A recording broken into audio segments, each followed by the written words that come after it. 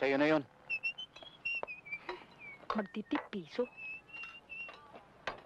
Araw-araw. Aha.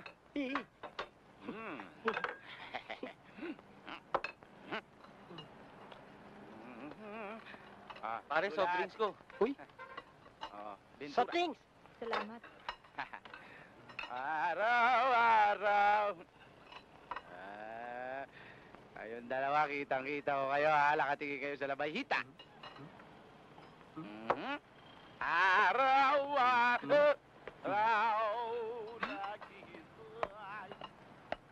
Saan galing na naman yung sulat na yan? Siguro sa boyfriend mo, no?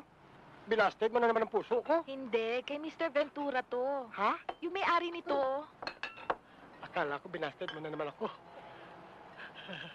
Ikaw talaga. Ano yan? Ay, Pedrito, kay Mr. Ventura, oh.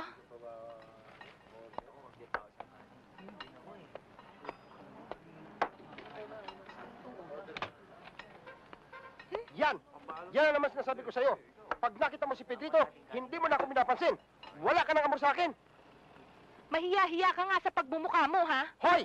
Mas ganito ito mukhang to, hindi ito buang. Anong buwang? Baliw! Hindi mo ba alam doon sa taas na sa kwarto niya? Ano? Liwanagin mo nga yan sinasabi mo, ha? Liwanagin mo yan. Ang sinasabi ko, pagka nasa loob siya ng kwarto niya, binubusuhan ko siya. Tapos nakita ko maraming kandila, meron ko pang kwadro. Tapos nakalood siya, sigaw siya ng sigaw. Hindi niya malaman kung paano gagawin niya. Matatalim ang kanyang mga mata na parang wakwak.